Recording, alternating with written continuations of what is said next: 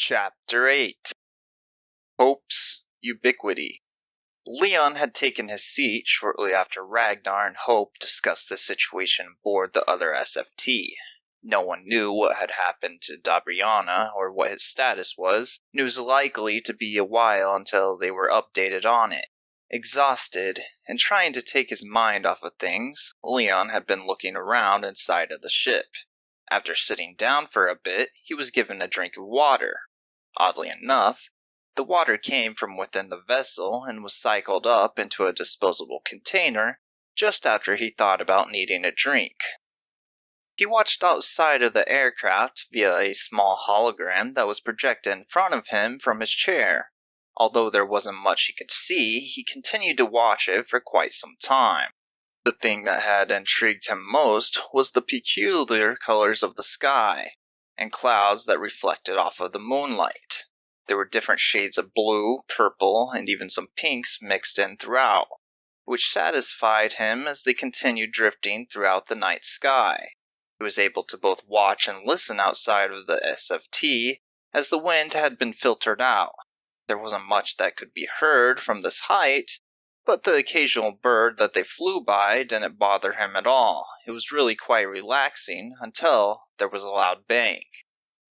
The flat-faced god and his siblings had landed upon the SFT. Malice was present on each of their faces. In his left hand, the flat-faced god held up the head of Dariana with both eyes burned out of his skull.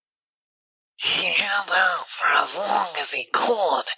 He tried to escape, but alas, it was no use. He gave it all up, everything I needed. You humans are as good as done. What a pity, a general of the resistance dying for some pathetic boy named Leon. The flat-faced god just howled. If only you humans would have left it to us, this could have all been avoided. All of humanity will now suffer for this boy's sins. The god pounded on the shields, shaking the SFT.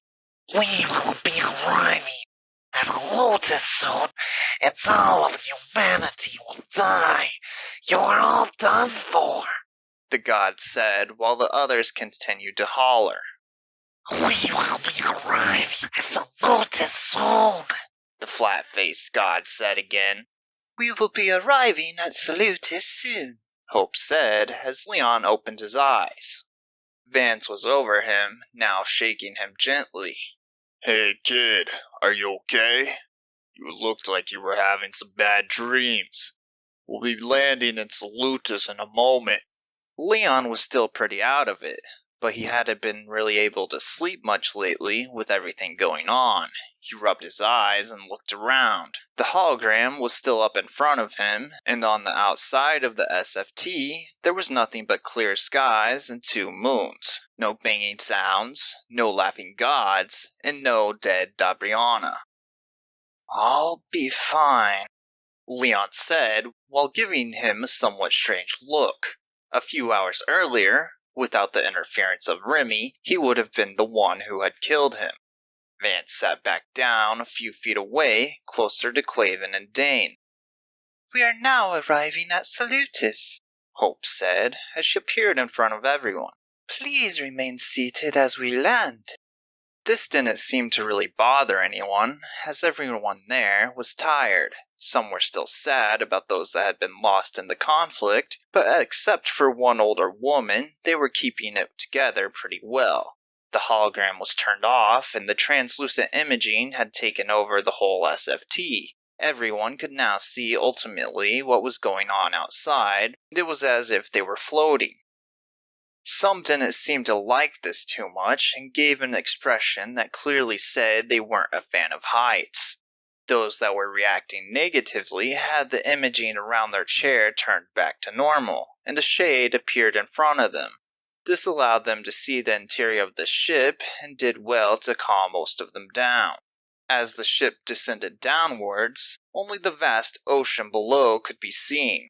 There seemed to be a coastline, but it was at least 10 miles away from where the ship seemed to be positioning itself for its vertical descent. "Why are we landing here?" Leon asked Hope, who was just in front of him. "Just wait for it. You'll see soon enough." They were still a few thousand feet in the air when suddenly the ocean below them began to turn into a large city. All around them now were lights, towering buildings, beautiful scenery, and a complete mixture of cultures. It wasn't like the US as a mixing pot, it was more of a stark mixture of cultures and designs. You could see different constructions from all the different cultures in the same area. Japanese street lamps, wooden buildings, small brick streets, even far off in the distance a flawless replica of the Empire State Building, and the Eiffel Tower could even be seen. There were many recognizable buildings, but even more unique designs that went on further than anyone could see. One thing that seemed odd to Leon was that there were no power lines to any of these buildings, yet they were lit up bright. The most exciting thing was what was around the border of the city walls. There were giant towers made of different metals and glass. Each one gave a slow yet steady pulse that glowed an almost ultraviolet purple at the top of each tower. "This is incredible," Leon said while looking around in awe. Even Krista, who was usually quiet about everything, commented a single wow. "So this is Salutis," Clavin said, clearly shaken by what he saw, while the cold tears streamed down his face. The lights and displays of art and culture disappeared as a hatch opened up underground. With it, the SFT submerged even further. A loud noise was heard and the aircraft sounded as it bounced for a moment before finally coming to its stopping point. The legs of the SFT had been locked down by the air docks. "You may now stand," Hope informed the group. The SFT's ramp opened and armed resistance forces came aboard with weapons clutched. Part 2. "This is not happening again, is it?" Leon thought to himself while looking at the people carrying weapons aboard the SFT. Hearing that familiar welcome that he had heard from Vance in the Snow Leopard's kingdom didn't help matters at all. "Everyone remain calm.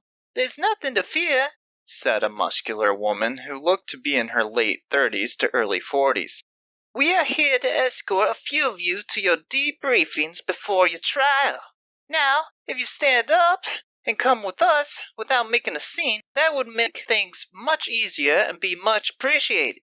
If by some chance you are unaware if this includes you, to make things easier, anyone who was in charge or related to the exploitation, capture, transportation, holding, or killing of innocent humans against their will should step forward. Don't try and lie either. Hope will know it all, and that will just make things worse for you in the long run.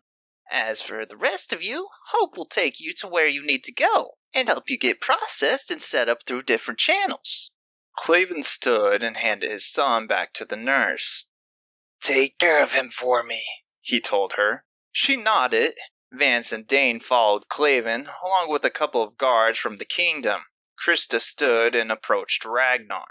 "Remember what you promised," she whispered. He nodded and motioned with his head for her to move in line with the rest of them. She complied and followed the group out of the SFT. The bracelets everyone had been given previously encompassed those that followed the woman with the small energy field. They were all confused by this, as the woman continued to provide them with more instructions. "From what I've heard, most, if not all of you, turned your back on humanity at one point and are responsible for a great many deaths. Now, whether or not this outweighs your other deeds will be determined when you have your day in court. Know that if it were up to me, I'd cast you out to the wolves. Those with powerful conquests, I would have your conquests taken by worthy and loyal to humanity. However, that is not for me to decide. We will all just have to accept the outcome of the courts. This energy field you now find yourself in is a layer of protection for both you and those around you. It will protect you from the energy blasts and most powers directed at you. Think of it as your own personal force field. On the other hand, if you try to use your conquest in a way that is perceived to be aggressive, the energy field will squeeze you. This will make mobility impossible and respiration a difficult task. This is all determined by the activities monitored by the bracelet and in turn hope. If you continue to exceed safe levels for an extended period of time, this will be seen as an attempt to do harm to the resistance. This will lead to your immediate termination by a deadly charge being shot into your neural pathways. Your soul will then be extracted and contained until your trial is over. This means you will have no chance to defend yourself and will only be given a trial based upon the evidence and from witnesses as allowed. If you are later found innocent, your soul will be released and you will be able to be reincarnated immediately. With that being said, if you are found guilty, then you will be exiled, left to your own to survive. If your crimes are severe enough and your conquest is valuable to humanity, your soul will be processed, and your conquest given to a chosen individual. This will be someone whom the resistance trusts and sees potential in. Is this understood by all? Leon was listening and thought this seemed like some intense version of the Miranda warning. Ragnar picked up on this and moved over to talk with him. It may seem a bit extreme, but this is really humanity's only safe sanctuary. While the methods can seem over the top, it's for the greater good. If our location was to be discovered, or something was to happen that might compromise Salutis, then humanity really could be doomed. At the very least, they would be set back a few hundred years again. There's no exile, is there? Leon asked, a bit disconcerted. You're a smart lad. The risk would be too great for us to do that. We discussed keeping the holograms off when flying here, and not letting people get an idea of where our base is. In the end, we figured this would be pointless. There are multiple ways to figure out where we are traveling, and this includes the different powers and conquests people get, so... Then there's the fact we would have to keep even good people locked in here like animals, and just looking at walls. It would feel much more like a cage than a sanctuary if we were to do that. I've got it. It's for the survival of the human race. It's obvious to me that we are in a constant state of war. One small mistake could end up being the end of free will and destruction of humanity as we know it. There's always going to be different rules during wartime. Less freedom and liberty are expected. I've already seen what could happen to most, hell, if not all humanity if Salutis falls. Most couldn't last against any of the gods for a minute. The ones who can? It seems unlikely that there are enough of them to equal the power of the gods. I also understand that it seems you're trying to at least mitigate the perception of that lost freedom. I can't say I like it, but I understand it. I hope you'll keep this to yourself, Ragnar said with a stern face. They'll be told what the possible consequences are at the trial, before the decision is handed down, but this keeps everyone calmer for now. Leon just nodded and made sure he had everything. His recently acquired dagger was still securely fastened on his waist. Besides that, what he had on his body when he arrived in Afterworld was all that he had. He took one last drink of water from the ship and headed down the ramp behind the others. Part 3. By the time Leon had finally made it off the SFT, the group that could now be classified as prisoners were already gone from sight. All that remained there was Leon, the nurse with Claven's son, and a few ex-prisoners and residents of the Snow Leopard's kingdom. There was also, of course, Ragnar, and a handful of resistance fighters who had been lucky enough to be on the SFT to survive. All those that were still outside were wiped out. The bodies on the cart that still had their conquest, and in essence their soul, never made it up the hill past the gods. Listen, Ragnar said, addressing the group. We've got to make our reports, but you're safe now. Please feel at ease. Hope will guide each of you from here to help you get situated. Again, welcome. From there, Ragnar and those under him moved along, leaving the small group behind with only Hope to take care of everything. The group was confused. They were now practically left alone in an underground air dock that looked no more sophisticated than a New York City parking garage.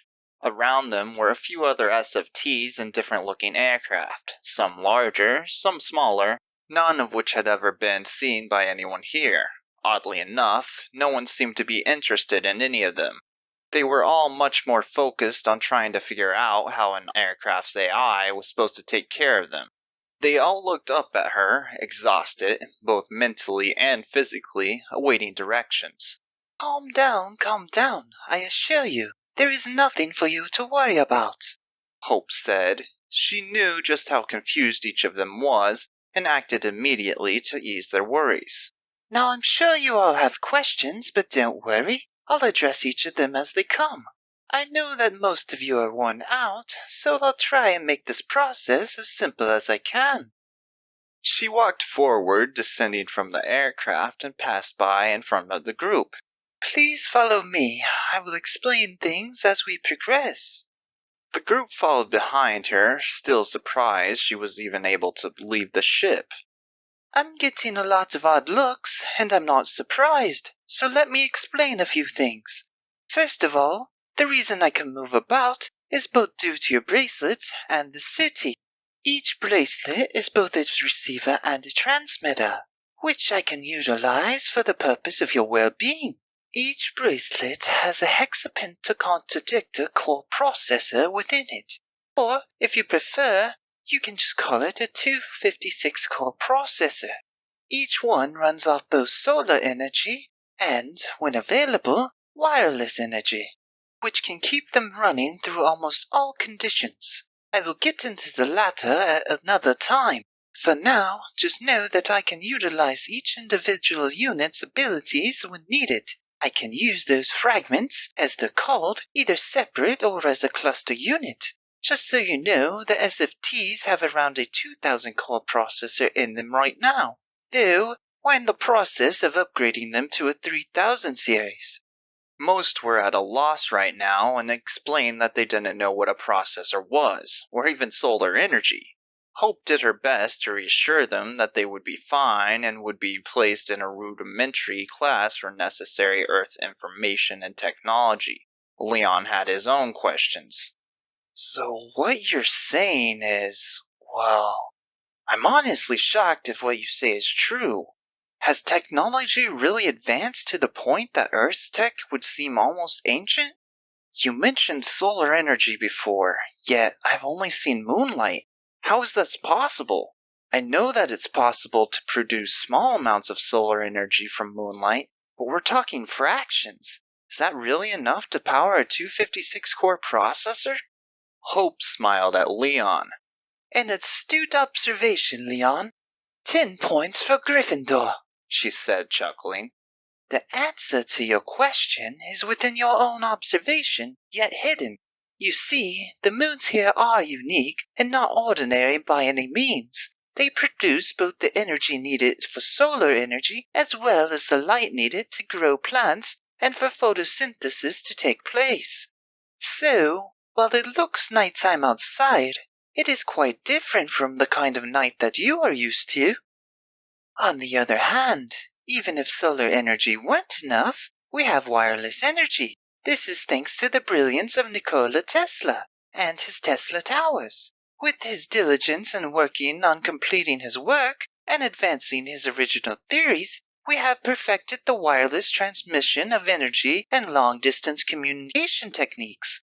This allows us to transmit communications up to 80,000 miles and send wireless electricity up to about 15,000 miles in any direction. If we were able to build more towers around this world, we would be able to increase that by a lot. We are looking to do just that. But the challenge is to deploy these undetected. Moving on, the bracelets also allow... Leon interrupted. Wait, did you just say Nikola Tesla? As in the Serbian-American inventor? The man who could be considered the father of modern electricity with the AC motor? Are you saying that Nikola Tesla was able to complete his dream of wireless electricity and telecommunications array? An old man from the group commented ironically, but ain't he dead? Everyone else just looked at Hope, waiting for a reply. It was at this point that the door to the streets opened, and what Leon saw, what everyone saw, was a vibrant, loving city. It looked like a mix between Times Square in New York mixed with Haugesund, Norway's shopping center of small family-owned shops and brick pedestrian-only walkways. There were no cars, no buses, no trains, just people walking around enjoying themselves. It was very unexpected, and even though he saw it once from up in the sky, up close, it seemed much different. He wasn't a huge fan of New York City, but even he had to admit there was something special about Times Square. He didn't think he'd ever see anything close to it again, and yet, here it was. For that, he was happy. I'll continue to explain things as we go. Please follow me, Hope said again, trying to keep everyone on track. One by one, each person started going off their own way. Weren't they supposed to follow you? Leon asked, clearly confused by the situation. They are following me, just as you are. As I was trying to tell you before, the bracelets also allow for neural integration. This means I can show and tell you things that others cannot see or hear, as well as show and tell others what you cannot see or hear. You can also speak to me just by thinking about it, but we have yet to perfect telepathy from one person to the next. I can also forward messages, assuming both people are within range of my mainframe and salutes, as well as send messages if the two parties are in range of a relay, or their bracelets are within range to where my fractures can send each other information.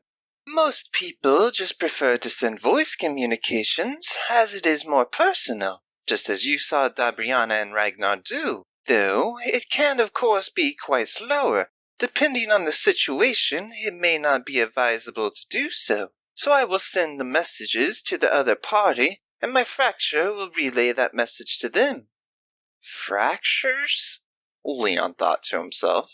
Yes, fractures, Hope responded. Each bracelet, SFT, really anything that has a powerful enough chip, has a version of me installed as well. Each fracture has most of my knowledge and capabilities on a singular level. The fractures can act as an individual, even when out of range of my mainframe and salutis. Even under interference, such as from the dark beams earlier, they will work independently. Once back in range, my fractures will synchronize with my main self, and everything will continue as normal with no delays. You really can read my mind, can't you? Leon thought to himself, and to Hope. Just how much RAM and storage are we talking about that's in this tiny bracelet to hold all of humanity's experiences and knowledge? Well, obviously, you don't have access to personal thoughts of others, or anyone's day-to-day experiences, unless it was also included in your own experience and is non-invasive to other individuals. You would need a high-level security clearance and the approval of the council, or the person you want that information from to override that. What's stored on your bracelet is all STEM knowledge, general knowledge, entertainment, and just about anything that humanity has come up with. There are, of course, my own added capabilities and systems that can play a role in helping someone in combat. As for your question about RAM, that's obsolete, as our science team has created a sophisticated paging system to where RAM is no longer needed. It is built into the CPU. That, along with a trigintillion amount of storage space, which is 93 zeros versus the 12 zeros in a terabyte of storage that you are used to. While there is a lot of data to store, it is easily done since my fractures aren't required to store other individuals' data. Couldn't you essentially program that knowledge into my head? Say a fighting technique or even a new language?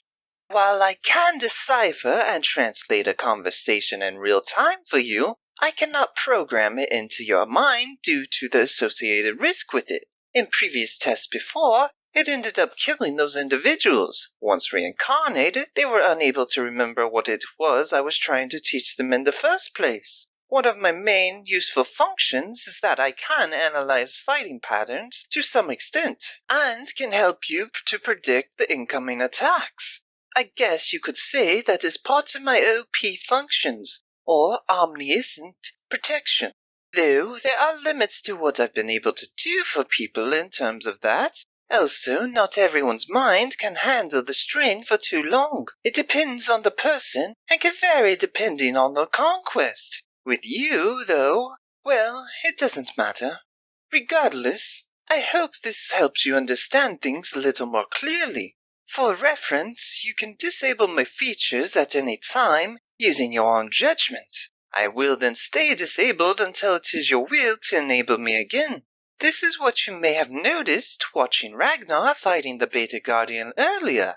He's a bit of a complicated individual and likes to do things himself for the challenge and relying on his own strength as much as possible. Moving on, we need to get you processed and find you a mentor. A mentor? Yes, you're going to want to get a mentor that can help you with your conquest and help you hone your abilities. Since you're someone with a somewhat unique conquest, we would like it if you would choose to fight with us. Fight with you? Why, of course. Hope continued on while directing Leon to turn the next corner after a wine shop. You see, both Ragnar and even Dabriana, before he disappeared, thought that someone with your conquest ability could eventually be a powerful asset for humanity. We think that with the right training and discipline, that you could quickly learn to control your conquest sufficiently, becoming a lieutenant, or even eventually right under the generals. Not everyone here chooses to fight, and you don't have to, nor will we force you to. Though, there may be times where you will be forced to fight. Salutis is great, and while we hope it remains a safe haven for humanity, that is never going to be a guarantee. Based on everything you've experienced and on my own readings from your memories and emotions, I think you would be a perfect fit for this. It seems that you may have already chosen this path yourself when you went off on your own to rescue Claven's son. I suppose you're right. I want to be out there and save and protect as many people as I can. Not for some divine purpose or reasoning, but because I want to help others who can't help themselves and need the support. I haven't really ever had any talents per se, and I'm not sure if I'll measure up to your expectations. However, if I don't try, how will we ever know? The one thing we do know is that if I don't at least try, I'll never be able to save anyone else. That is a very pragmatic way of looking at things, Hope said, while looking back at Leon. It seems you have already come to understand a lot about how the universe works, and why positivity is so important. Take, for example, your favorite author, Stephen King. Had he never had the inclination to finish any of his short stories because he thought no one would enjoy them, then he wouldn't be the famous author he is today. He may have ended up remaining a high school English teacher for his whole life. Then take, for example, what if humans gave up on their dreams altogether and believed everything that they had created, such as computers, AI, or technology in general, was nonsense? I wouldn't exist at all. You even know about Stephen King? Leon asked with amazement. Of course I do. I have access to all human memories that reside within Salutis. This includes your own, gunslinger. Leon just smiled at the Dark Tower reference. After a moment, he felt uneasy, thinking more profound into what Hope had said. You have access to all memories? Does that include all thoughts as well? Yes, and I understand why you're asking this. Fortunately, I was not built by an authoritarian, and my code is locked so that no one can edit it at this point. This means not even my creator can change things, and I cannot be manipulated for perverse means. I learn, just like everyone else, and use what I have learned to do my job, which is to help us all survive. The only means of terminating me is if at such time the council agrees. If something happens to the council, then it will rely on the next 5 highest ranking members, or members of high conquest rank to decide. This is to keep it neutral and as a safeguard in case any unforeseeable events occur. Don't worry though, there is no social credit in place, and there is no function to disparage someone for thoughts only. The only time someone will be reported is due to their actions, not thoughts or words. He felt somewhat comforted by this, though. The thought of someone, even if that someone was an AI, to know his every idea and move was something that would take time to get used to. So, Hope, earlier you brought up an interesting point. Just who was the genius that created you? I suppose you would like to know that. The Great War ended around 300 years ago. I was being worked on then, but that was in the early stages, right when the resistance was in formation. As technology improved, I was able to be finished about 200 years ago. For the past 200 years, I have been functioning independently. It wasn't really one person who made me, but a team of computer scientists from all different nations and ethnicities. Although, unofficially, I would say the person who led the way on my development is the great Alan Turing. Who? Leon asked, with no idea of the man Hope had just mentioned. Alan Turing, she said once more. It seems you have no memories of him at all. Would you like to learn more about him as we walk? We're only a few minutes away from our destination now. Sure, why not? Leon thought to himself, while both interested and wanting to slightly appease Hope, who had seemed a bit excited to speak about her own creator. I know what you're doing, but this also gives me another chance to show you another feature of your bracelet, so I'll try not to feel too much pity taken upon me whilst I'm educating you. Now look to your side. Not directly in front of Leon, but to the side in his peripheral vision, he saw something. There was a transparent 3D image of a man with text that told Leon about him. The Great Alan Turing, it read in large silver sparkling letters. Leon continued to read as he looked back and forth while walking, though there weren't many people in his way, as not many seemed to be about. It made sense, as according to the time that was displayed in the upper right of his vision, it was 1:14 in the morning. Leon thought this must have been how Google Glass wanted to be, of course, a much more advanced version. Born June 23rd, 1912 in London, he studied mathematics, computer science, logic, and cryptanalysis. By using his skills, he helped the Allies to break the Germans' code in World War II. There was a lot more about him and his accomplishments in Salutis. Talked about how he barely survived and invaded a dark god with the help of someone named Rostam. The list went on. He seems like quite a guy, Leon conveyed to Hope. By this point, he was getting rather sleepy. It's still a bit further than I'd like it to be in your current state of exhaustion, so let's take a shortcut. Hope directed Leon to something that looked like an open phone booth that was in the center of the walking crossroads. It was circular at the bottom and top of the strange device. This is called a transfer station. It is the reason that in Salutis we don't need any cars or any other kinds of transportation that you may be used to. That is because this device will take you anywhere in the city and some nearby bases that we have within a few seconds. How does it work? It's much better for you to experience it rather than ask how it works, Hope replied while smiling. Leon thought she was hiding something, but felt it better to follow her instructions in this instance. Okay, so what do I do? Put your left arm with the bracelet inside the hole on the dash in front of you. And then? Normally, you would tell me where you want to go, but in this case I'll be taking you to your home, so I suppose just for tradition's sake, tell me to take you home. Leon smiled and decided to play along. He looked at the clock, and it was now 1:15:47. Okay, Hope, take me home. After he said that, there was a small sizzling sound that was soon followed by complete nothingness. Part 4. Nothing. Absolutely nothing.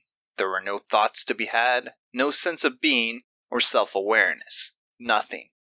Eventually, however, Leon's consciousness came back along with his worn-out, tired body.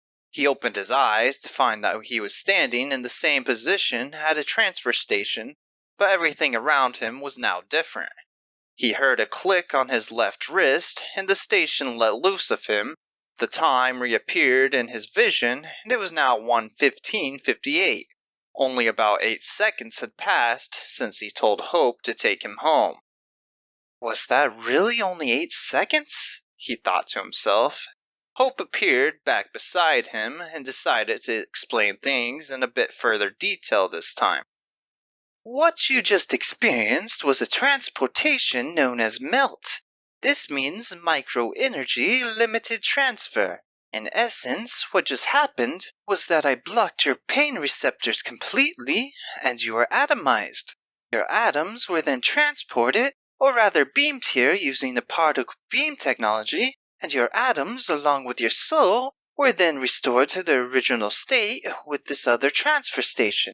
Your bracelet was then transported here at the same time via a pipeline using similar technology, and then, upon arrival, reattached itself to you. So what you're saying is... Yes, Hope said. You really just... Yes, she said again. So basically, this transfer station melted me.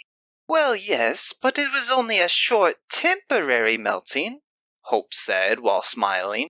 This is why I told you that it would be much better to experience it rather than to ask how it works. After all, not everything works like in your movies. To transport atoms from one place to another like that, we have to break them down. If you were alive while it happened, needless to say, you wouldn't survive the process. Since you're already dead, however, we have figured out how to transfer both your body and your soul. You still melted me, he said, still a bit dismayed and honestly shocked. You'll get used to it, Hope said in a positive tone. As if that's supposed to make me feel better, Leon whispered. Well, whatever. Why was it that you could transport my body, soul, and even what I had on, but you couldn't atomize my bracelet? That seems a bit, well, odd to me, Leon said, while inspecting the bracelet and rubbing his wrist around it. Well, it may seem strange to you, but humans still haven't figured out everything in this realm. Humanity has gotten as far as it has with understanding the souls, after extensive studying and with previous help from the gods. The material used in the bracelet for neural interfacing has issues being broken apart to that fine of level. Let's just say we wouldn't want to cause any explosions. Fair enough. Not trying to blow things or people up is usually a good reason. Very true. Now your apartment is right near this transfer station. This means you can pretty much get around without too much hassle. Hope pointed Leon in the right direction and approached a nearby door with a fresh coat of beige paint on it. The door had the number 8 written on it in Arabic numerals. This was odd given the fact that every other entry was written with Roman numerals. Leon proceeded to reach for the doorknob, but noticed that there was no knob. There was something that looked like a flat push handle on the left. He thought for sure that it was instead a flat push door that he had been familiar with, like at a hotel building. He pushed it with his left hand, where his bracelet was located, while leaning a bit with his body weight. What are you doing? Wait! Hope exclaimed at him. It was too late. Leon began to fall, face first, as the door didn't open, but instead it became penetrable. He traversed through it whilst falling forward, and was just barely able to recover by doing a clumsy few hops before catching himself on a nearby archway. The door behind him turned completely solid again just a few seconds after he passed through. Hey, kid, are you okay? A familiar voice said just a few feet away from him. Leon looked up to discover the same salt and pepper-haired man he had seen when he first got here, now staring back at him oddly concerned. Vance was sitting at the couch, smiling at him in what appeared to be regular-looking leisure clothes. His muscular body seemed to still fill them out for the most part, even if they did seem to be a size too large for him. Vance? Leon asked, bewildered. Yeah, it's me, kid. What is Vance doing here? I thought he was taken away by the resistance forces earlier.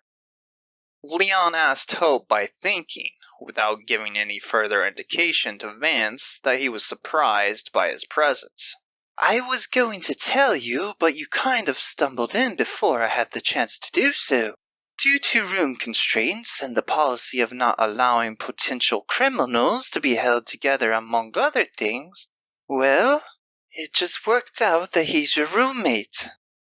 I thought you would be locked up or something after they boarded the ship like that. What are you doing here? Leon asked Vance instead of Hope, trying to keep things between the two of them as kosher as possible.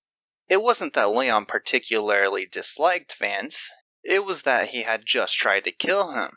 Mercifully or not, that wasn't something that most people could just forget. Well, Vance began. It turns out that they had just wanted to do an in-person evaluation.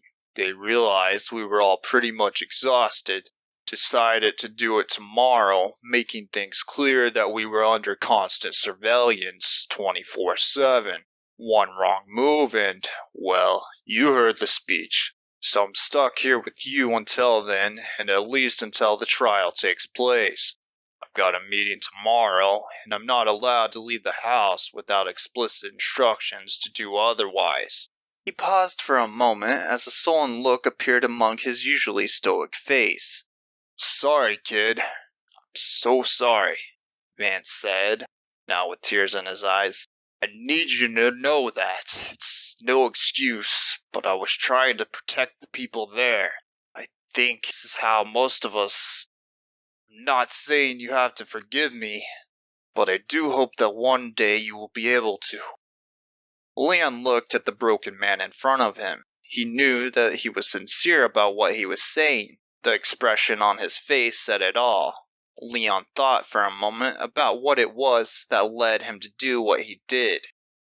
It's alright, Vance. I got the feeling you weren't enjoying yourself and were just doing what you thought was your only option in that hopeless situation. The choices you made were definitely ones made under duress, so I really can't blame you.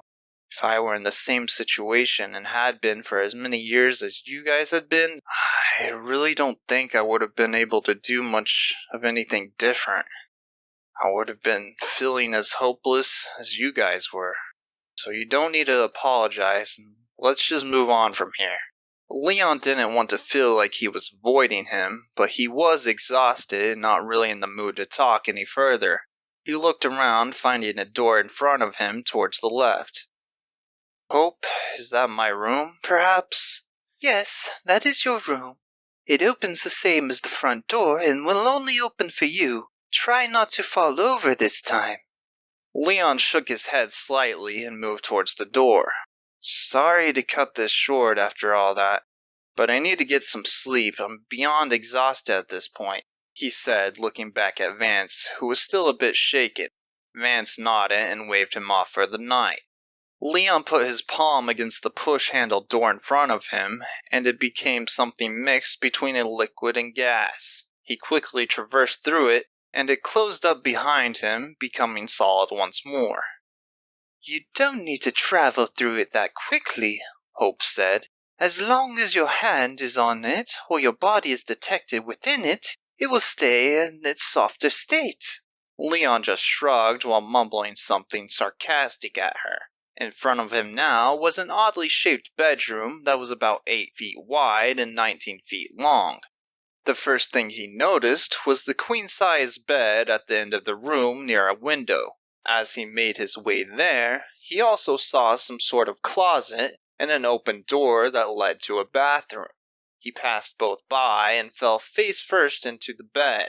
He didn't care if he was still muddy, salty from sweating, or even if he smelled like someone who had been from a raging fire pit. He was ready to sleep. It had only been a few days' worth of time since he had slept in his own bed, But to him, it seemed like this was the first time he was experiencing such a comforting sensation. He kicked his boots off that had mud deeper than the size of its grooves still stuck to them, and pulled his legs up onto the bed.